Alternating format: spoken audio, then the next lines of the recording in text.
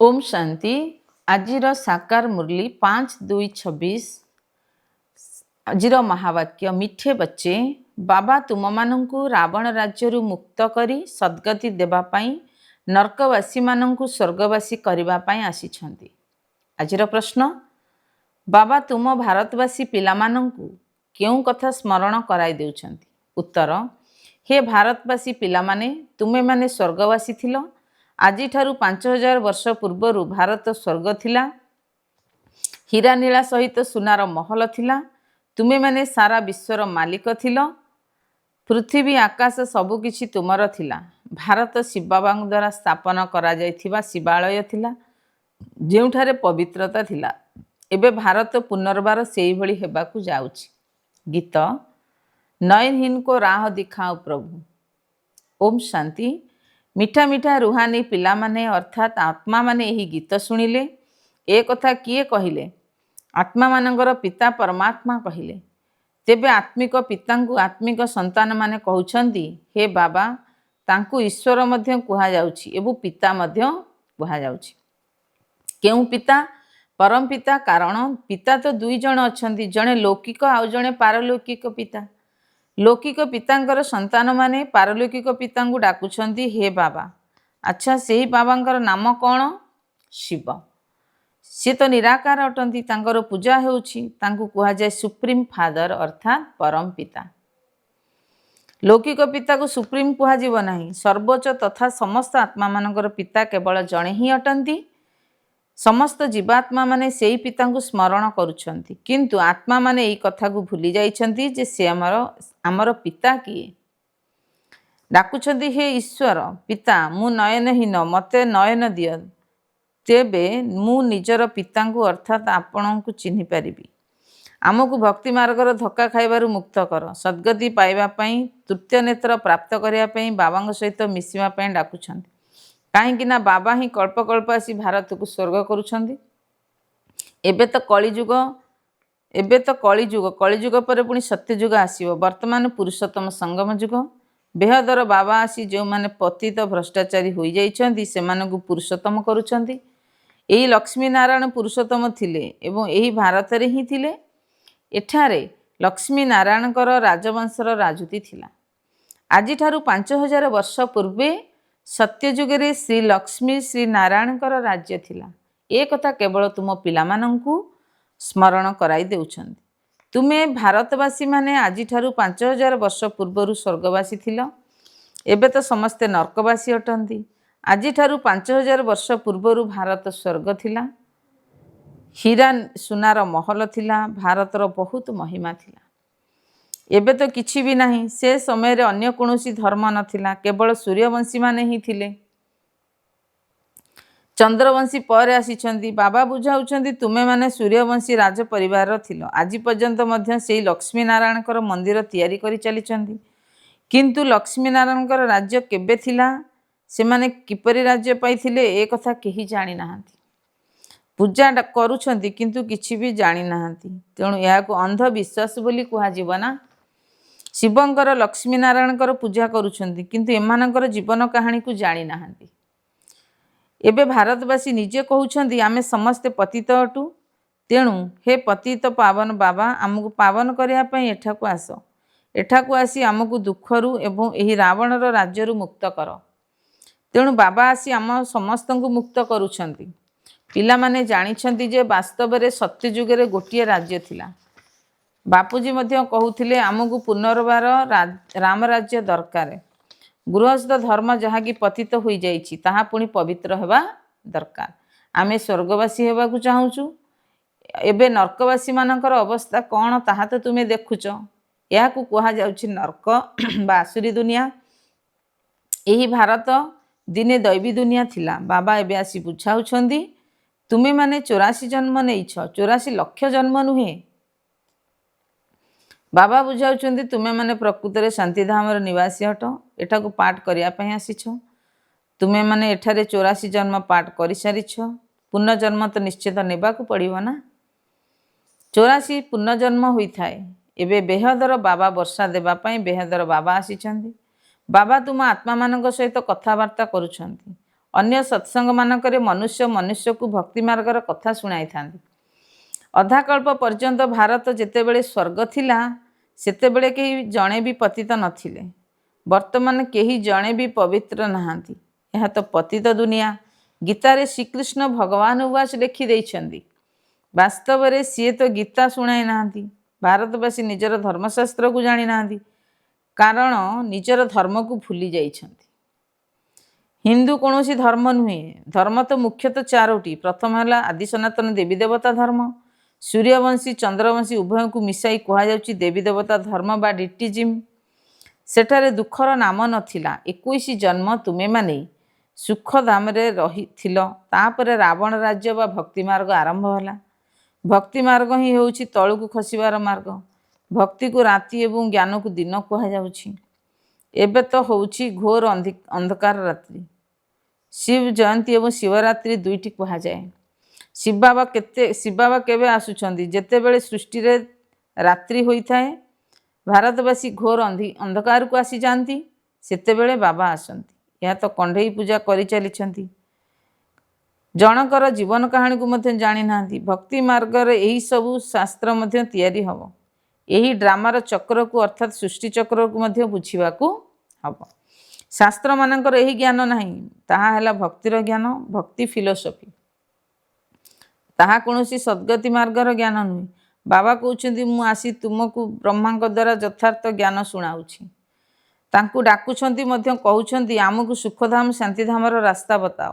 ବାବା କହୁଛନ୍ତି, ଆଜିଠାରୁ 5000 ବର୍ଷ ପୂର୍ବରୁ ସୁଖଧାମ ଥିଲା, ଯେଉଁଠି ତୁମେ ସାରା ବିଶ୍ୱ ଉପରେ ରାଜତ୍ୱ କରୁଥିଲ। ସେତେବେଳେ ସୂର୍ଯ୍ୟବଂଶୀ କୁଳର ରାଜ୍ୟ ଥିଲା। ବାକି ସବୁ ଆତ୍ମାମାନେ ଶାନ୍ତିଧାମର ଥିଲେ। ସେଠାରେ ଅର୍ଥାତ୍ ସୁଖଧାମରେ 9 ଲକ୍ଷ ଗାୟନ ଅଛି। ତୁମମାନଙ୍କୁ ଆଜିଠାରୁ 5000 ବର୍ଷ ପୂର୍ବରୁ ମୁଁ ବହୁତ ସାହୁକାର କରିଥିଲି। ଏବେ ଏତେ ଧନ ଦେଇଥିଲି, ତୁମେମାନେ ସେଗୁଡ଼ିକୁ କ'ଣ କରାଇଲ? ତୁମେ କେତେ ସାହୁକାର ଥିଲ? ଭାରତ ଭଳି ଆଜି କେହି ହୋଇପାରିବେ ନାହିଁ। ଭାରତ ହିଁ ସବୁଠାରୁ ଭୂଖଣ୍ଡ ଅଟେ। ବାସ୍ତବରେ ଏହା ସମସ୍ତଙ୍କର ତୀର୍ଥସ୍ଥାନ ଅଟେ। କାହିଁକି ନା ଏହା ପତିତ ପାବନଙ୍କର ଜନ୍ମସ୍ଥାନ। ଏଠାରେ ଯେତେ ବି ଧର୍ମାବଲମ୍ବୀ ଅଛନ୍ତି, ବାବା ଆସି ସମସ୍ତଙ୍କର ସଦ୍ଗତି କରୁଛନ୍ତି।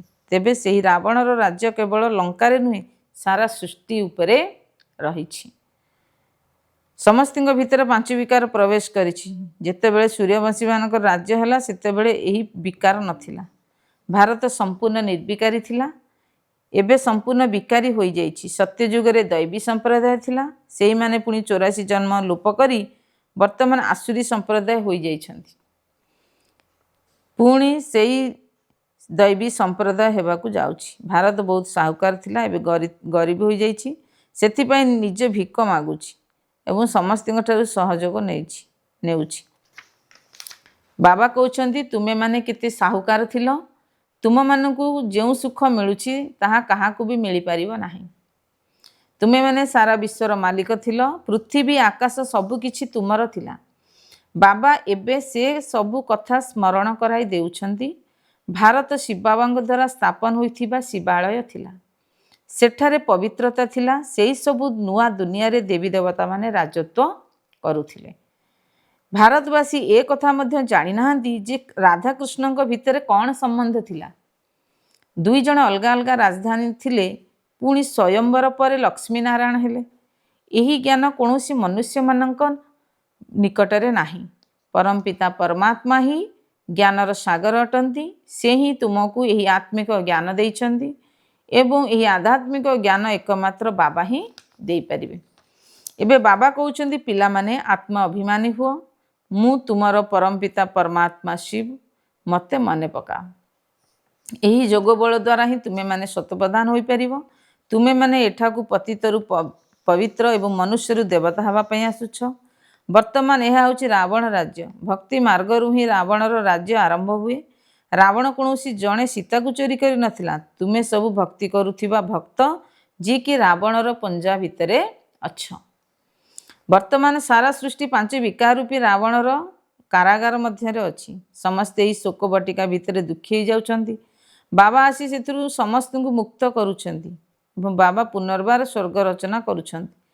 ଏପରି ନୁହେଁ ଯେ ବର୍ତ୍ତମାନ ଯେଉଁମାନଙ୍କ ପାଖରେ ଧନ ବହୁତ ଅଛି ସେମାନେ ସ୍ୱର୍ଗରେ ଅଛନ୍ତି। ନା, ବର୍ତ୍ତମାନ ଦୁନିଆ ହିଁ ନର୍କ ଅଟେ। ସମସ୍ତେ ପତିତ, ସେଥିପାଇଁ ଗଙ୍ଗାରେ ଯାଇ ସ୍ନାନ କରୁଛନ୍ତି। ଭାବୁଛନ୍ତି ଗଙ୍ଗା ପତିତ ପାବନୀ ଅଟେ, କିନ୍ତୁ ପାବନ ତ କେହି ହେଉନାହାନ୍ତି। ପତିତ ପାବନ ତ ଏକମାତ୍ର ବାବାଙ୍କୁ କୁହାଯାଉଛି, ନଦୀମାନଙ୍କୁ ନୁହେଁ। ଏସବୁ ହେଲା ଭକ୍ତି ମାର୍ଗର କଥା। ବର୍ତ୍ତମାନ ବାବା ହିଁ ଆସି ଏ କଥା ସବୁ ବୁଝାଉଛନ୍ତି।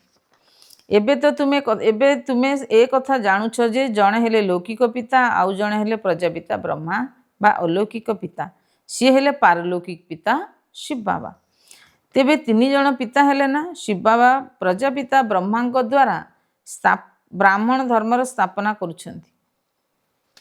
ବ୍ରାହ୍ମଣମାନଙ୍କୁ ଦେବତା କରିବା ପାଇଁ ରାଜଯୋଗର ଶିକ୍ଷା ଦେଉଛନ୍ତି। ପ୍ରତି କଳ୍ପରେ ଥରେ ଆସି ବାବା ପ୍ରଜାପିତା ବ୍ରହ୍ମାଙ୍କ ମାଧ୍ୟମରେ ଆତ୍ମାମାନଙ୍କୁ ରାଜଯୋଗର ଶିକ୍ଷା ଦେଉଛନ୍ତି। ଆତ୍ମାମାନେ ହିଁ ପୁନର୍ଜନ୍ମ ନେଇଥାନ୍ତି ଏବଂ ଆତ୍ମା ହିଁ କରିଥାଏ, ମୁଁ ଗୋଟିଏ ଶରୀର ଛାଡ଼ି ଆଉ ଗୋଟିଏ ଶରୀର ନେଉଛି। ବାବା କହୁଛନ୍ତି ନିଜକୁ ଆତ୍ମା ଭାବି ମୋତେ ମନେ ପକାଅ, ତେବେ ତୁମେ ପବିତ୍ର ହୋଇଯିବ। କୌଣସି ଦେହଧାରୀକୁ ମନେ ପକାଅ ନାହିଁ। ବର୍ତ୍ତମାନ ଏହି ମୃତ୍ୟୁଲୋକର ଶେଷ ସମୟ, ଯେଉଁ ସମୟରେ ଅମର ଲୋକ ସ୍ଥାପନା ହେଉଛି। ବାକି ଅନେକ ଧର୍ମ ସ୍ଥାପନା ହୋଇଯିବ। ସତ୍ୟ ଯୁଗରେ କେବଳ ଗୋଟିଏ ହିଁ ଧର୍ମ ରହିବ। ପୁଣି ତ୍ରେତା ଯୁଗରେ ଚନ୍ଦ୍ରବଂଶୀ ରାମ ସୀତାଙ୍କର ରାଜ୍ୟ ଥିଲା। ବାବା ତୁମମାନଙ୍କୁ ସାରା କଳ୍ପର ଜ୍ଞାନ ମନେ ପକାଇ ଦେଉଛନ୍ତି। ଶାନ୍ତିଧାମ ସୁଖଧାମର ସ୍ଥାପନା ବାବା ହିଁ କରୁଛନ୍ତି। ମନୁଷ୍ୟକୁ କେହି ବି ସଦ୍ଗତି ଦେଇପାରିବେ ନାହିଁ। ସେମାନେ ସମସ୍ତେ ହେଲେ ଭକ୍ତି ମାର୍ଗର ଗୁରୁ। ଭକ୍ତି ମାର୍ଗରେ ମନୁଷ୍ୟ ତ ଅନେକ ପ୍ରକାରର ଚିତ୍ର ଅର୍ଥାତ୍ ମୂର୍ତ୍ତି ତିଆରି କରି ତାକୁ ପୂଜା କରନ୍ତି। ପୁଣି କହନ୍ତି ବୁଡ଼ିଯା ବୁଡ଼ିଯା, ବହୁତ ପୂଜା କରିଥାନ୍ତି, ଖୁଆଇ ପିଆନ୍ତି, ପୁଣି ବାସ୍ତବରେ ଖାଇଥାନ୍ତି ବ୍ରାହ୍ମଣ ପୂଜକମାନେ। ଏହାକୁ କୁହାଯାଏ କଣ୍ଢେଇ ପୂଜା। ଦୁନିଆରେ ତ କେତେ ଅନ୍ଧଶ୍ରଦ୍ଧା ରହିଛି, ତେବେ ଏ କଥାକୁ କିଏ ବୁଝିବ? ବାବା କହୁଛନ୍ତି ତୁମେମାନେ ହେଲ ଈଶ୍ୱରୀୟ ସନ୍ତାନ। ତୁମେମାନେ ଏବେ ବାବାଙ୍କ ଠାରୁ ରାଜଯୋଗର ଶିକ୍ଷା ଗ୍ରହଣ କରୁଛ। ଏବେ ତ ରାଜଧାନୀର ସ୍ଥାପନା ହେଉଛି, ତେଣୁ ପ୍ରଜା ତ ବହୁତ ହେବେ। କୋଟିକରେ କେହି କେହି ରାଜା ହୋଇଥାନ୍ତି। ସତ୍ୟଯୁଗକୁ କୁହାଯାଏ ଫୁଲର ବଗିଚା, କଳିଯୁଗକୁ କୁହାଯାଉଛି କଣ୍ଟାର ଜଙ୍ଗଲ। ଏବେ ରାବଣର ରାଜ୍ୟ ବଦଳିବାକୁ ଯାଉଛି, ବିନାଶ ତ ନିଶ୍ଚିତ ହେବ। ଏହି ଜ୍ଞାନ ବର୍ତ୍ତମାନ କେବଳ ତୁମ ବ୍ରାହ୍ମଣମାନଙ୍କୁ ହିଁ ମିଳୁଛି। ଲକ୍ଷ୍ମୀ ନାରାୟଣଙ୍କ ପାଖରେ ମଧ୍ୟ ଏହି ଜ୍ଞାନ ନଥାଏ, କାରଣ ଏହି ଜ୍ଞାନ ପ୍ରାୟ ଲୋପ ହୋଇଯାଇଥାଏ। ଭକ୍ତି ମାର୍ଗରେ କେହି ବି ବାବାଙ୍କୁ ଜାଣିନାହାନ୍ତି। ବାବା ହିଁ ରଚୟିତା ଅଟନ୍ତି। ବ୍ରହ୍ମା ବିଷ୍ଣୁ ଶଙ୍କର ମଧ୍ୟ ରଚନା ଅଟନ୍ତି। ଯଦି ପରମାତ୍ମାଙ୍କୁ ସର୍ବବ୍ୟାପୀ କୁହାଯିବ, ତେବେ ତ ସମସ୍ତେ ପିତା ହୋଇଗଲେ, ତେବେ ସମସ୍ତେ ସମ୍ପତ୍ତି ପାଇବାର ଅଧିକାର ହିଁ ରହିବ ନାହିଁ। ବାବା ତ ଆସି ସବୁ ସନ୍ତାନମାନଙ୍କୁ ସମ୍ପତ୍ତି ଦେଉଛନ୍ତି। ସମସ୍ତଙ୍କର ସଦ୍ଗତିଦାତା એકમાત્ર ବାବା ଅଟନ୍ତି। ବାବା ଏକଥା ମଧ୍ୟ ବୁଝାଉଛନ୍ତି ଯେ 84 ଜନ୍ମ ସେଇମାନେ ନେଇଛନ୍ତି ଯେଉଁମାନେ ପ୍ରଥମେ ସତ୍ୟଯୁଗକୁ ଆସିଛନ୍ତି। ଖ୍ରୀଷ୍ଟିଆନମାନଙ୍କର ଜନ୍ମ କେତେ ହୋଇଥିବ? ଅତି ବେଶୀରେ 40 ଜନ୍ମ ହୋଇଥିବ। ଏଇଭଳି ହିସାବ କରାଯାଉଛି। ଜଣେ ଭଗବାନଙ୍କୁ ଖୋଜିବା ପାଇଁ କେତେ ଧକ୍କା ଖାଉଛି, ଏଣେ ତେଣେ ଖୋଜି ବୁଲୁଛି। ଏବେ ତୁମେମାନେ ଆଉ ଧକ୍କା ଖାଇବ ନାହିଁ। ତୁମକୁ କେବଳ ଜଣେ ବାବାଙ୍କୁ ହିଁ ସ୍ମରଣ କରିବାକୁ ହେବ। ଏହା ହେଉଛି ଯୋଗର ଯାତ୍ରା। ଏହା ହେଉଛି ପତିତ ପାବନ ଈଶ୍ୱର ପିତାଙ୍କର ବିଶ୍ୱବିଦ୍ୟାଳୟ। ତୁମର ଆତ୍ମା ଏବେ ପାଠ ପଢ଼ୁଛି। ସାଧୁ ସନ୍ତମାନେ କହିଦେଉଛନ୍ତି ଆତ୍ମା ନିର୍ଲେପ। ଆରେ ଆତ୍ମାକୁ ତ କର୍ମ ଅନୁସାରେ ପରବର୍ତ୍ତୀ ଜନ୍ମ ନେବାକୁ ପଡ଼ିଥାଏ। ଆତ୍ମା ହିଁ ଭଲ ବା ମନ୍ଦ କର୍ମ କରିଥାଏ। ଏବେ ତୁମର କର୍ମ ବିକର୍ମ ହୋଇଯାଉଛି। ସତ୍ୟଯୁଗରେ କର୍ମ ଅକର୍ମ ହୋଇଥାଏ। ସେଠାରେ ବିକର୍ମ ହୁଏ ନାହିଁ, କାରଣ ତାହା ପୁଣ୍ୟ ଆତ୍ମାମାନଙ୍କର ଦୁନିଆ। ଏସବୁ ବୁଝିବା ଏବଂ ବୁଝାଇବାର କଥା। ଆଚ୍ଛା, ଧାରଣା ପାଇଁ ମୁଖ୍ୟ ସାରାଂଶ 1 ନମ୍ବର, କଣ୍ଟାରୁ ଫୁଲ ହୋଇ ଫୁଲର ବଗିଚା ଅର୍ଥାତ୍ ସତ୍ୟଯୁଗ ସ୍ଥାପନ କରିବାର ସେବା କରିବାକୁ ହେବ। କୌଣସି ପ୍ରକାର ଖରାପ କର୍ମ କରିବାର ନାହିଁ। 2 ନମ୍ବର, ଯେଉଁ ଆତ୍ମିକ ଜ୍ଞାନ ବାବାଙ୍କ ଠାରୁ ଶୁଣିଛ ତାକୁ ସମସ୍ତଙ୍କୁ ଶୁଣାଇବାକୁ ହେବ। ଆତ୍ମ ଅଭିମାନୀ ହେବାର ମେହନତ କରିବାକୁ ହେବ। ଏକମାତ୍ର ବାବାଙ୍କୁ ହିଁ ମନେ ପକାଇବାକୁ ହେବ, କୌଣସି ଦେହଧାରୀ କି ନୁହେଁ। ଆଜିର ବରଦାନ, ନିନ୍ଦା ସ୍ତୁତି ଜୟ ପରାଜୟରେ ନିଜର ସ୍ଥିତିକୁ ସମାନ ରଖୁଥିବା ବାବାଙ୍କ ସମାନ ସମ୍ପନ୍ନ ଏବଂ ସମ୍ପୂର୍ଣ୍ଣ ଭବ। ଡିଟେଲ୍ସ, ଯେତେବେଳେ ଆତ୍ମାର ସମ୍ପୂର୍ଣ୍ଣ ଏବଂ ସମ୍ପନ୍ନ ସ୍ଥିତି ହୋଇଯାଏ, ସେତେବେଳେ ନିନ୍ଦା ସ୍ତୁତି ଜୟ ପରାଜୟ ଦୁଃଖ ସୁଖ ସବୁ ପରିସ୍ଥିତିରେ ସମାନତା ରହିଥାଏ। ଦୁଃଖଦ ପରିସ୍ଥିତିରେ ମଧ୍ୟ ଚେହେରାରେ ମସ୍ତକ ଉପରେ ଦୁଃଖର ତରଙ୍ଗ ଦେଖାଯିବା ପରିବର୍ତ୍ତେ ସୁଖର ବା ହର୍ଷିତ ଅବସ୍ଥାର ତରଙ୍ଗ ଦେଖାଯାଉ। निंदा शुणुले अनुभव हो जे यह निंदा नुहे बरं संपूर्ण स्थिति को परिपक्व करने महिमायोग्य शब्द अटे। जेतेबेले तुम भितर यही समानता रहिबो तेबे कुहाजिबो बाबांग समान। मन भितर टिके भी एभली स्मृति न आसु जे ये मोर शत्रु अटे बा गाली देबा वाला अटे बा मोर महिमा करिबा वाला अटे। स्लोगान जदि योगाभ्यास उपरे निरंतर ध्यान रखिथिबो तेबे फर्स्ट डिविजन रे नंबर मिली जिवो। अव्यक्त इशारा एकता एवं विश्वासर विशेषता द्वारा सफलता मूर्त हुआ।